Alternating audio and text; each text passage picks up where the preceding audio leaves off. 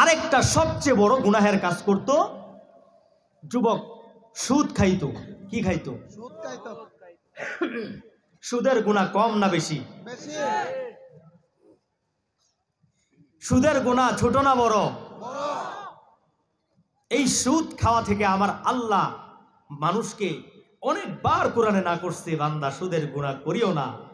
কারণ সুদের সব চাইতে ছোট্ট একটা গুনাহ, যেটা তার নিজের আপন মায়ের সাথে জিনা করা। কন্যা নাউজুবিল্লাহ।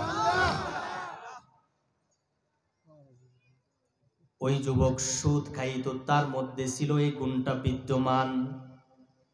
নবী আমার সাহাবায়ে কেরামদেরকে ঘটনা শোনাই, যুবক সুদের ব্যবসা করে।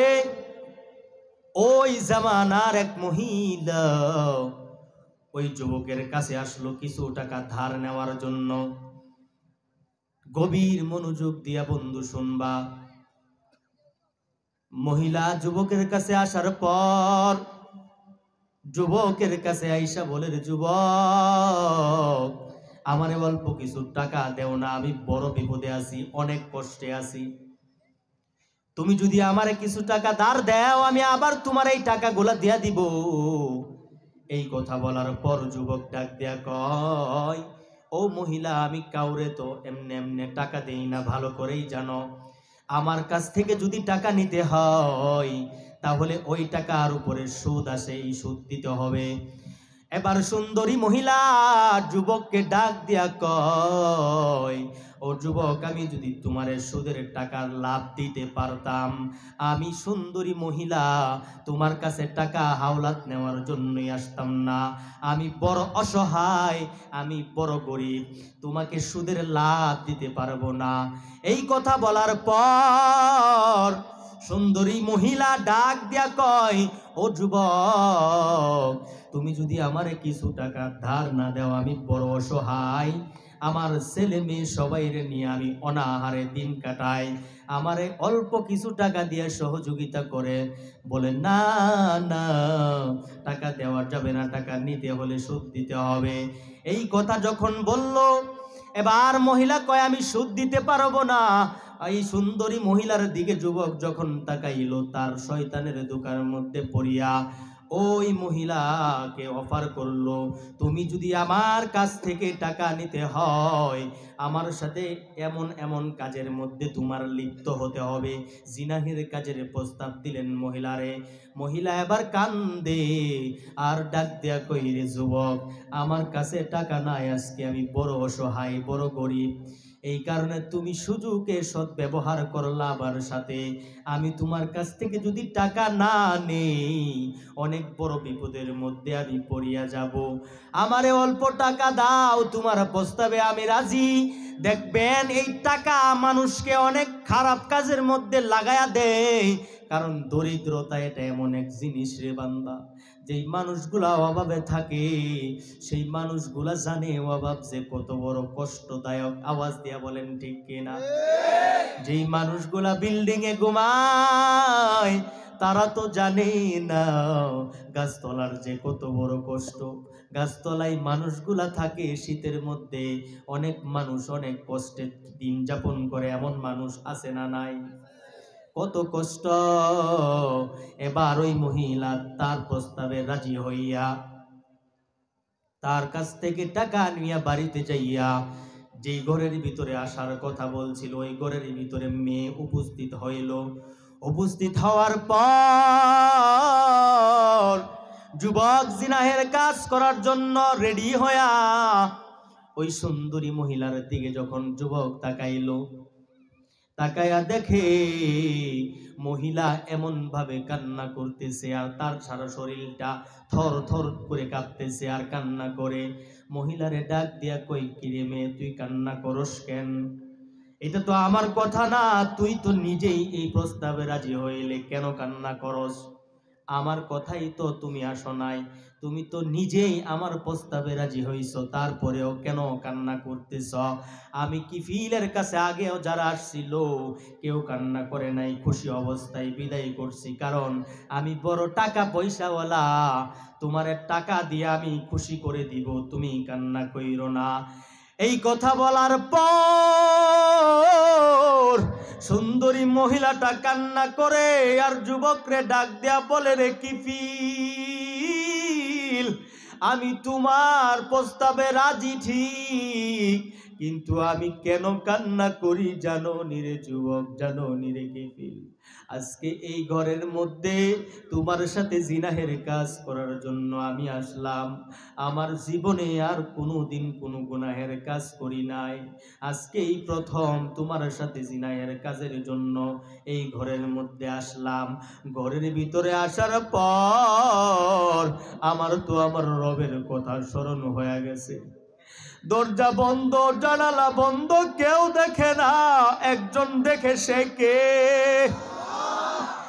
এবার মহিলা কিফিল রে ডাকে আর বলে, রে কিফিল, আর কেউ দেখে না, কেউ দেখে না, ঘরের দরজা জানালা সব বন্ধ, কেউ দেখে না, কেউ দেখে না, একজন দেখতেছে, আমার আল্লাহ।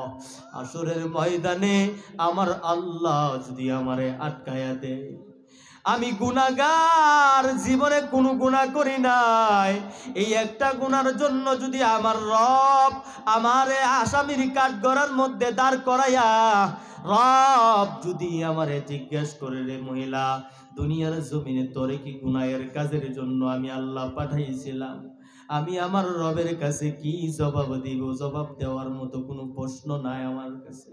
এই রবের কথা মনে হওয়ার পর আমার চোখে পানি চলে আসছে, আমার কান্না চলে আসছে। এই কথা বলার পর কিফিলের মনের মধ্যে আমার রবের ভয় ঢুকে গেছে। কন্যা সুবহানাল্লাহ।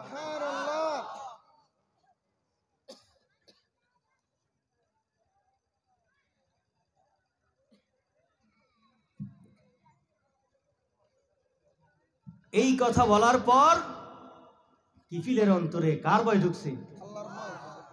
আমার রবের ভয় ঢুকে গেছে। রবের ভয় অন্তরে ঢুকার পর কিফিল মুহূর্তেই চেঞ্জ হয়ে গেছে। কন্যা সুবহানাল্লাহ। কারণ আল্লাহ তো বলছে, ইত্তাকুল্লাহ, আমার আল্লাহর ভয়টা যেই মান্দা অন্তরে ঢুকাইতে পারবে, যেই যুবক অন্তরে ঢুকাইতে পারবে, যেই মহিলা অন্তরে ঢুকাইতে পারবে, যেই বাবা অন্তরে ঢুকাইতে পারবে, ওই বাবারে পরিবর্তন করে দিবেন কে? আল্লাহ। মুহূর্তের মধ্যে কিফিল চেঞ্জ, পরিবর্তন। সুন্দরী মহিলারে ডাক দিয়া কয়, ও মহিলা, তুমি আমার সামনে থেকে চলে যাও, যাও, তোমাকে আমি বিদায় করে দিলাম। আজকে তোমার সাথে আমি আর জিনাহের কাজ করব না। আমি তোমারে যেই টাকা দিলাম, যদি তুমি কোনোদিন পারো আমারে দিয়া দিও, না হয় লাগবে না।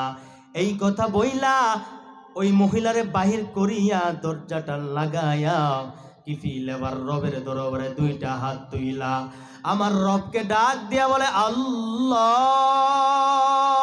দেন না একটা ডাক, আল্লাহ, আল্লাহ। আমি জীবনে কত গুনাহ করলাম, কত গুনাহ করলাম গো আল্লাহ। আমি কিফিল এই জীবনে কত নাফরমানি করলাম, আমি কিফিল কত তোমার সাথে নাফরমানি করলাম। এই হাত দিয়া, এই জবান দিয়া কত মানুষরে কষ্ট দিলাম গো আল্লাহ।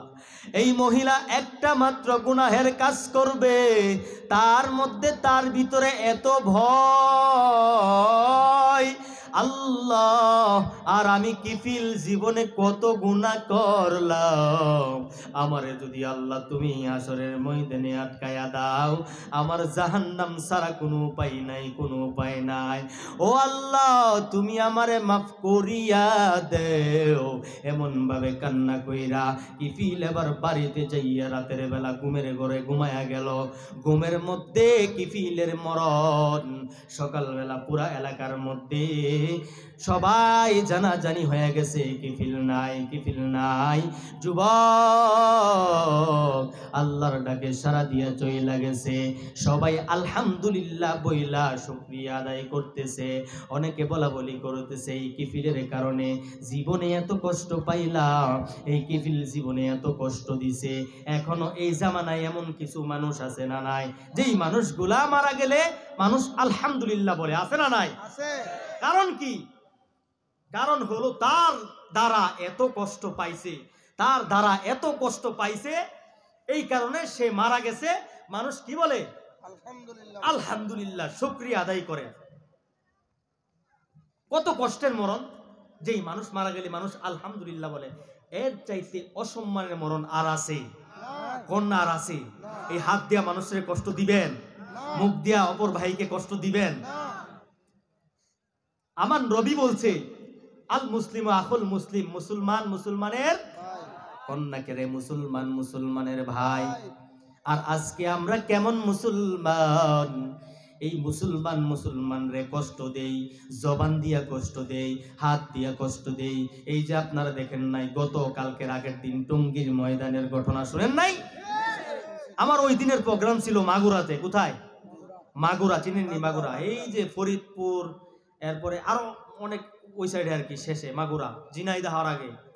ফরিদপুর থেকে প্রোগ্রাম শেষ করে গাড়িতে যখন আসতেছিলাম, যাত্রাবাড়ি আওয়ার আগে 3:30 বাজে রাত্রে, আমি ফেসবুকে ডুইকা দেখি টঙ্গীর ময়দানে এই অবস্থা, ঘুমন্ত অবস্থায় আলেম ওলামারা এবং তাবলিগের জামাতের ভাইয়েরা, যারা আমরা এই